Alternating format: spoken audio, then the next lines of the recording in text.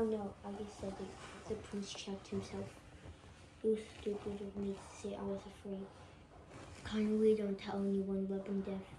Prince, your words are in my heart, deep in my heart. You're brave, sir. Weapon deaf said rapidly, pressing his hat to his heart. All right. So it's Furishinko. That is, I mean, to say who you suspect Furishinko. Who else? Deaf said quietly, looking intently at the prince. Well, yes, naturally, who else? This is once again. Where's evidence is there? There's evidence, sir. First of all, his disappearance at 7 o'clock or even before 7 o'clock in the morning. I know Korea told me he came and he said he was going to spend the rest of the night at, I forgot whose places, from some friends. Okay, sir. Some Nikolai Adlyanovich told you already. He doesn't know. I have so far kept the matter of the secret. He does not know. I have so far kept in the matter of secret, and so he goes. You might think, what's so puzzling about a drunk man to see another drunk man like himself through it's a wee hour of the morning and without the reason at all, sir. But here the trail begins on its way out. He leaves the address and now follows the question. Prince, why did he leave this address? Why did he purposely go to Nikolai Adlyanovich to a detour, sir, and tell him that I'm going to spend the rest of the night at Wilkins? And who's interested in leaving and going precisely to Wilkins? And why announce it? It's there somehow, and there's surveillance. It means a lot. Will the thief announce where he's going? And excessive concern, the same. Do you understand?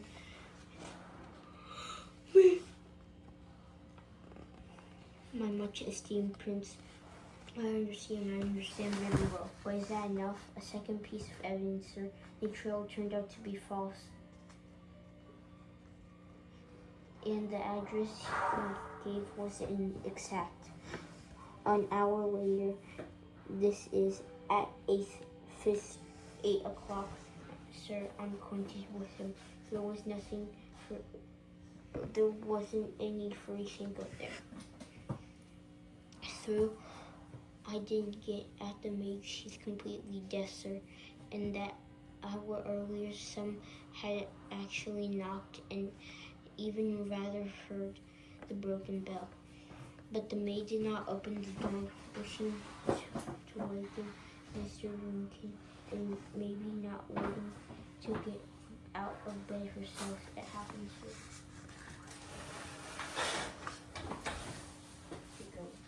Just make sure that the recording can hear you. She hears you.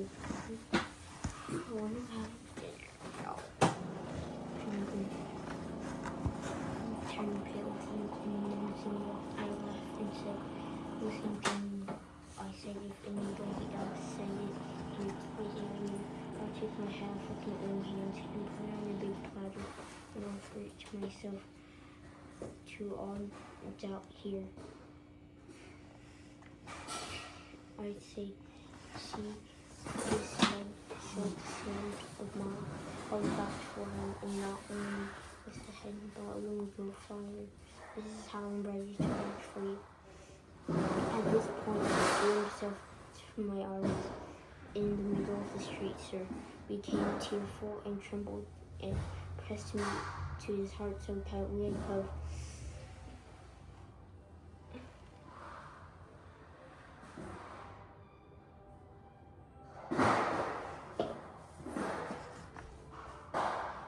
In its own hands and put it in a big platter. I would offer it to myself and who left out. Here, I'd say, on this head. So, with this same of my head of mine, I would vouch for him, and only not with his head, but even go through fire. This is how I'm ready to vouch for you. At this point, he threw himself into his arms right in the middle of the street. Sir became tearful, trembled, and pressed me into his heart so tightly I could hardly hear my throat. You say are the only friend I had left in my misfortunes, a sentimental man, sir. Well, naturally, on our wood, he'd been suspected of stealing 500,000 rubles, but the next day he had thrown himself into the Naina Alexandrovna, who was a young girl then, and carried and embraced him. Thus he married to Naina Alexandrovna and came after the English design with no secret lock, and somehow it fallen into a fire. Complete lie, sir. But when he spoke of Nina Alexandrovna, he inserted Sifman, a most noble person. You're not acquainted? Nearly, sir. I wish my whole soul that I were, if only so, to vindicate myself before her.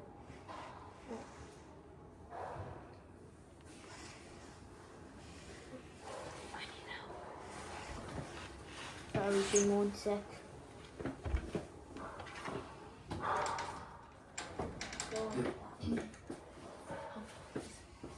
This door isn't open. This door isn't open.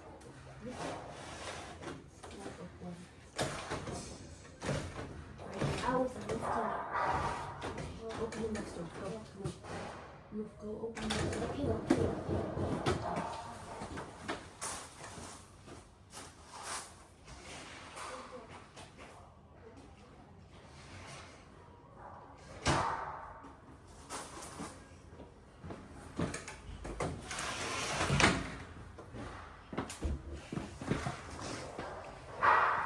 And Nina Alexandrovna, she still crossed with me. You're nearly not acquainted, nearly not, sir.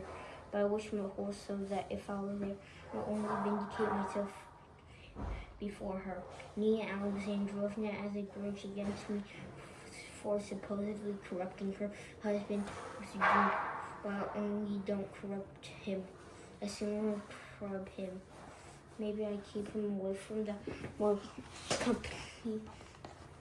What's more, he's my friend, sir. I confess to you, I'm not ever going to leave him, sir. Even if it's like this, whether he goes or I go.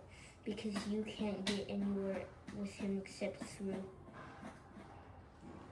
mentally. He doesn't visit the captain at the window at all.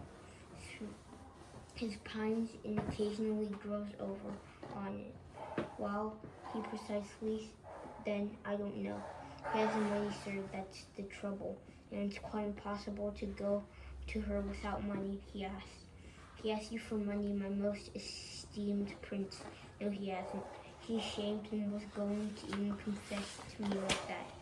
He intended to trouble you, but he's ashamed, sir, since you get him alone and reasonably supposed besides you won't give him anything.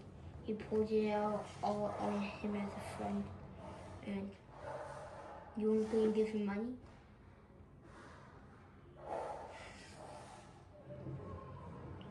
And you're not going to give him money.